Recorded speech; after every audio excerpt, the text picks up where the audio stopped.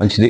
దేవుని ఘనమైన పరిశుద్ధ నామముకే మహిమ కలుగును గాక. దేవుని యొక్క మహాకృపను బట్టి గతకాలం అంతా కూడా దేవుడు కాచి కాపాడి అంగాకల కింద దాచి మరొక రోజు ఆయన సందులో గడపడానికి ఆయన సమయం ఇచ్చి ఉండగా అందరిని బట్టి చిన్న ప్రార్థన చేసుకుని వాక్య భాగంలోకి వెళ్దాం.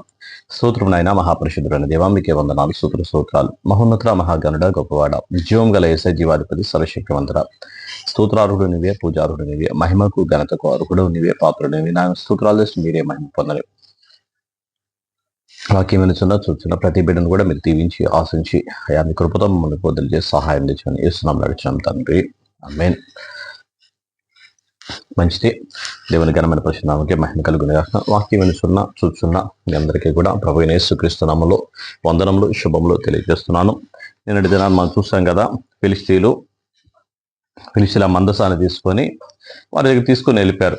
మందసంను తీసుకొని ఫిలిష్తీ దేశానికి మందసం గనక మా దగ్గర ఉంటే, మందసం గనక మాతో ఉంటే మాకు విజయం వస్తుంది, మాకు జయం వస్తుంది అని చెప్పేసి మందసాన్ని తీసుకొని వాళ్ళ ప్రాంతానికి వెళ్ళారు. వెళ్ళి దాగోను గుళ్ళో పెట్టారు. దాగోను గుళ్ళో పెట్టిన తర్వాత దాగోను కాళ్ళు చేతులు తెగబడి వాళ్ళు అలాగా ఉన్నారు. అయితే వాళ్ళకి ఆ ఫిలిష్తీయులకి గడ్డల రోగం వచ్చి వాళ్ళందరూ కూడా అనుకున్నారు కదా, మందస్సం వస్తే మనం ఆశ్రయించబడతాం అనుకున్నాం, మందస్సం వస్తే మనం దీవించబడతాం అనుకున్నాం, మందస్సం వస్తే మనకు బాగుంటుంది అనుకున్నాం, దేవుడు వారిని దీవించేటే మనం కూడా దీవిస్తాడు అనుకున్నాం. తీరా చూస్తే మనకంత గడ్డల రోగం వచ్చింది. కాబట్టి మన దేశంలో ఇక్కడ ఉండడానికి వీల్లేదని చెప్పేసి వాళ్ళు అక్కడ నుండి గాదుకు పంపించారు. గాదు నుండి ఇంకో చోటుకు పంపించారు. వాళ్ళు ఆ దేవుని మందసాన్ని ఒకరి నుండి ఒకరికి వాళ్ళ దగ్గర నుండి దూరం చేసుకుంటా ఉన్నారు. ఎందుకని వారు అలా చేశారు అంటే, ఎందుకని దేవుడు యొక్క ఉగ్రత గాని గడ్డల రోగం రప్పించాడంటే, దేవుడు పరిశుద్ధుడు కాబట్టి మనం ఎలా ఉండాలంటే పరిశుద్ధంగానే ఉండాలి. మనం పరిశుద్ధంగా ఉన్నప్పుడు మాత్రమే దీవించబడతాం, పరిశుద్ధంగా ఉన్నప్పుడు ఆశ్రయించబడతాం. ఫిలిష్తీయులు చూడండి, ఇశ్రాయేలు మీదకి వచ్చినప్పుడు వాళ్ళు పంట పొలాలు కరెక్ట్ గా కాపు కాస్తే వచ్చేటప్పటికి మొత్తం పంట పొలాలని నాశనం చేసేవాళ్ళు. మొత్తం కూడా వాళ్ళు ఏడుస్తుంటే వాళ్ళు ఆనందించేవాళ్ళు. ఇశ్రాయేలు ప్రజలు అంటే ఒక మనిషికి మేలు చేయడం, నీకైనా నాకైనా ఒకటి నీ దేవుడు చేసేది.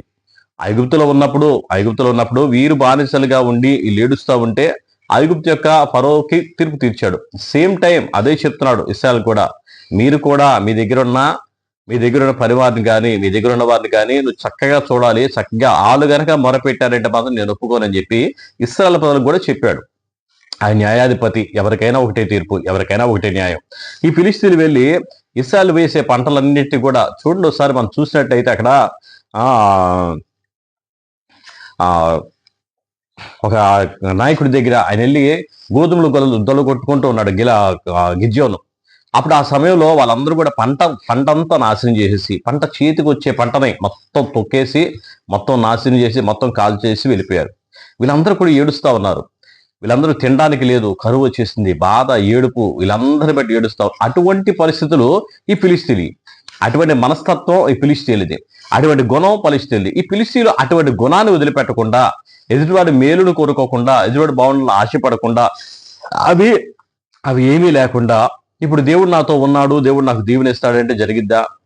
ముందు మన ప్రవర్తన మారాలి, మన పద్ధతి మారాలి. అది లేకుండా మనం ఏం చేసినా సరే అది వ్యర్థం. ఈ మందసాన్ని అయితే వారు తీసుకునేది కానీ వారి ప్రవర్తన విధానం మాత్రం వారు మార్చుకోకుండా ఉంటుండగా వాళ్ళకి అది ఆ పరిస్థితి అనేది వచ్చింది.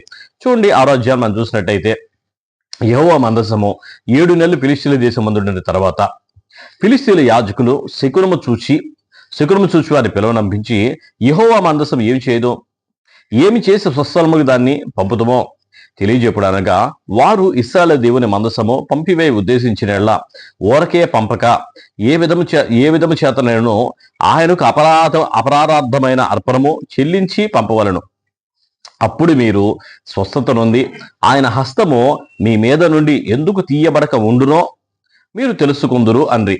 ఫిలిష్తీయులు మనము ఆయనకు చెల్లింపవలసిన అపరాధార్థమైన అర్పణ ఏది అని వారిని అడగగా, వారు మీ అందరి మీదను, మీ సర్దారులందరి మీదను ఉన్న తెగులు ఒకటే గనుక ఫిలిష్తీయుల సర్దారుల లెక్క చొప్పున 5 బంగారపు గడ్డల రూపములను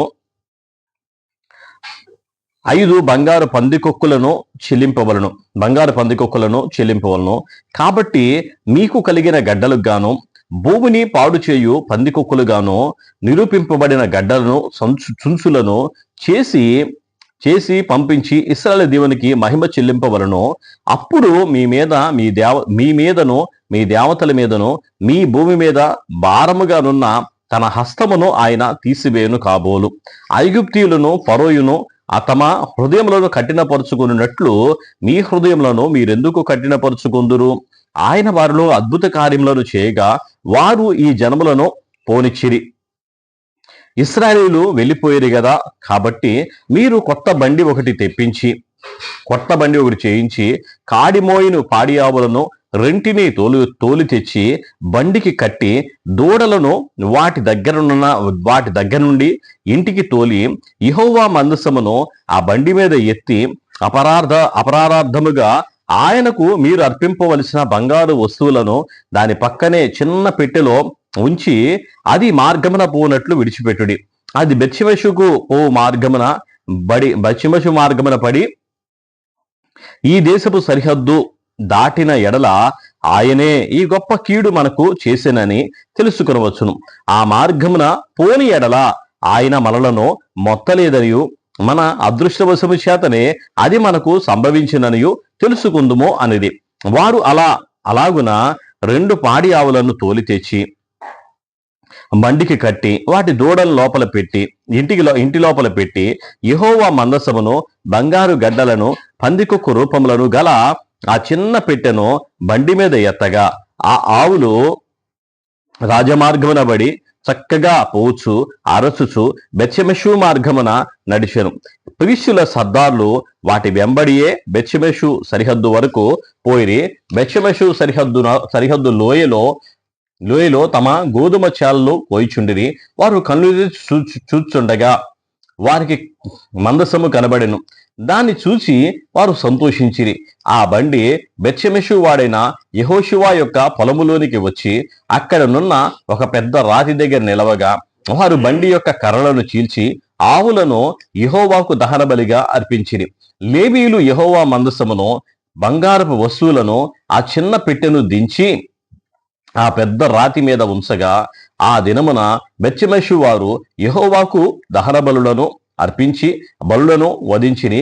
ఫిలిష్తీయుల సర్దార్లు 5 అంతవరకు చూచి నాడే ఎక్రోనుకు తిరిగి వెళ్ళి అపరాధార్థమైన అర్పణగా ఫిలిష్తీయులు చెల్లించిన బంగారపు గడ్డలు ఏమనగా అష్డోదు వారి నిమిత్తం 1, గాజా వారి నిమిత్తం 1, అష్కెలోను వారి నిమిత్తం 1, గాతు వారి నిమిత్తం 1, ఎక్రోను వారి నిమిత్తం 1, ప్రాకారం గల పట్టణం గల వారిని పొలములో గ్రామములు గల వారిని ఫిలిష్తీయుల 5 సర్దార్లు పట్టణములన్నిటి లెక్క చొప్పున బంగారపు పందికొక్కులను అర్పించిరి.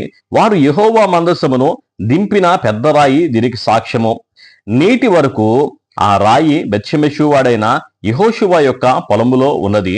బెత్షెమెషు వారు యెహోవా మందసమును తెరిచి చూడగా దేవుడు వారిని హతము చేసి ఆ జనులలో 50,070 మందిని మొత్తెను. యెహోవా గొప్ప దెబ్బ అనేకులను మొత్తగా జనులు దుఃఖాక్రాంతులైరి. అప్పుడు బెత్షెమెషు వారు పరిశుద్ధ దేవుడైన యెహోవా సన్నిధిని ఎవరు నిలవగలరు? మన యొద్ద నుండి ఆయన ఎవరి యొద్దకు పోవాలని చెప్పి కెర్యత్యారీము కాపురస్తులకు దూతలను పంపి ఫిలిష్తీయులు యెహోవా మందసం మరలా తీసుకుని వచ్చిరి. మీరు వచ్చి మీ దాపునకు దాన్ని తీసుకుని పోవాలని వర్తమానము పంపిరి. హల్లెలూయా. చూడండి, ఇక్కడ వాళ్ళు మందస్సుతో పాటు వాళ్ళు అనుకున్నారన్న పెద్దలు పిలిచారు. సర్దాలు పిలిచి వాళ్ళ యొక్క యాజకుల్ని పిలిచి ఇలా అంటున్నారు కదా, ఇప్పుడు దేవుని యొక్క ఉగ్రత మనలోకి పోవాలంటే ఏం చేయాలి అని అంటే వారందరూ కూడా మంచిగా వాళ్ళ యొక్క ఆలోచన ప్రకారం వాళ్ళ యొక్క ఉద్దేశం వాళ్ళకి ఏదుందో ఏదైతే ఆచరిస్తారో ఆచార ప్రకారంగా వాళ్ళు అంటున్నారు కదా, గడ్డల రూపాన్ని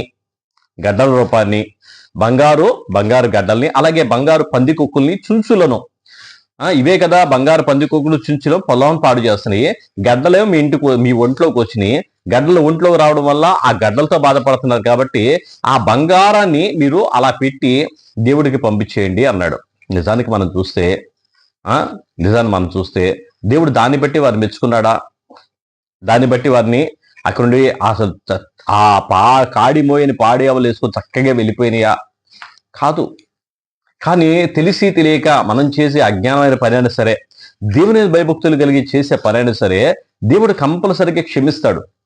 దేవుడు కంపల్సరిగా దీవిస్తాడు. కానీ దేవుడికి అర్పించవలసిన పరిహారార్థ బలి ఏది? ఎవరిని అడగాలి? లేవీయులను అడగాలి. వాళ్ళు అక్కడ అపరాధ పరిహారార్థ బలిగా అర్పించవలసిందేంటి?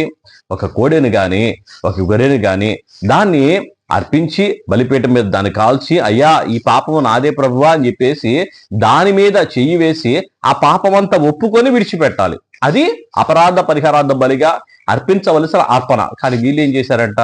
వాళ్ళకున్న జ్ఞానం అది, వాళ్ళకున్న పరిజ్ఞానం అది, వాళ్ళకున్న దాన్ని బట్టి, దేవుడికి భయపడుతున్న విధానాన్ని బట్టి దేవుడికి వాళ్ళు ఏమి కూడా చేయలే. వాళ్ళు అర్పించిన అర్పణనే దాన్ని తీసుకున్నారు, మొత్తం వేసుకొని మెచ్చి వరకు కూడా 2 కాడిపోయిన పాడావుల మీద వాళ్ళు ఎక్కించి కొత్త బండోడు చేయించి ఆ మెచ్చి దగ్గరికి పంపించేశారు. వెళ్ళిపోయినాయి ఆవులు. వెళ్ళిపోయిన తర్వాత వాళ్ళందరూ చూసి, అబ్బా దేవుడే మా దగ్గరికి వచ్చాడు అనుకొని వాళ్ళు ఏం చేశారంటే మందసమును తెరిచి చూడగా మందసంలో ఉన్న ప్రభావం చేత వారిలో దాదాపుగా 50,000 మంది చనిపోయారు. అమ్మో ఇక్కడికి వచ్చింది ఏంటా అని చెప్పేసి మరలా వాళ్ళు కిరీచారం దగ్గరికి దాన్ని పంపించారు. అంటే దేవుని యొక్క సన్నిధిని, దేవుణ్ణి ఎలా ఆరాధించాలో, దేవుని ఎలా గణపరచాలో, దేవుని ఎలా మహిమపరచాలో, దేవుని సన్నిధి మనం అనుభవించాలంటే ఎలా ఉండాలో తెలియకపోతే మనం చాలా ఇబ్బంది పడతాం. దేవుని సన్నిధి, ఆయన పరిశుద్ధుడు, మనం పరిశుద్ధంగా ఉండాలి. ఆయన పవిత్రుడు, మనం పవిత్రంగా ఉండాలి. అంత పవిత్రత ఆయన కోరుకొనిచుండగా లోకాన్ని విడిచి, పాపాన్ని విడిచి పరిశుద్ధతో మనం అడుగు పెట్టినట్టయితే దేవుడు ఎప్పుడు కూడా మనల్ని దీవిస్తాడు. దేవుడు ఎప్పుడు కూడా మనం ఆశ్రయిస్తాడు. దేవుడు కృప ఎల్లప్పుడూ కూడా మన మీద ఎప్పుడు నిత్యం నుంచే ఉంటది. ఆయన కోరుకున్నట్టు జీవితం మనలో ఉండును గాక. అటువంటి కృపతో మనం నింపబడుదుము గాక. దేవుడి దీవెనలు మనకి వచ్చును గాక. ప్రార్థన చేసుకుందాం. స్తోత్రం నాయన, మహాపరిశుద్ధుడైన దేవ, మీకే వందనాలు, స్తోత్రాలు చేస్తాం. మీరే మహిమ పొందండి, దీవించండి, ఆశించండి తండ్రి. మీకు స్తోత్రం దేవదేవుడా, మీకే స్తోత్రాలు. మీ కృప, మీ దయ ఆవించండి, సహాయం నడిపించడం జరిగించి ప్రభువా తండ్రి నాన్న, అయా తండ్రి నాన్న, ఫిలిష్తీయులు చేసిన పని ప్రభ క్షమించిన దేవుడు నాయన, అయా కృప చూపిన దేవుడు నాయన, ప్రభువా తండ్రి మీకు స్తోత్రం. మనిషిని నశించిపోవడం నిశ్చిత్తము కాదు నాయన, అయా మారు మనసు పొందడం నీకు ఇష్టం ప్రభువా. అటువంటి కృపతో నింపడి సహాయం నడిపించి మీరు మహిమ పొందమని సన్ని తోడుగా ఉంచి సహాయం చేసి నడిపించినానా ఉంచిన బిడ్డలందరినైనా వినిచిన వారందరూ కూడా దీవించి ఆశించడం చేస్తున్నాం నడుచున్నాం తండ్రి. ఆమేన్.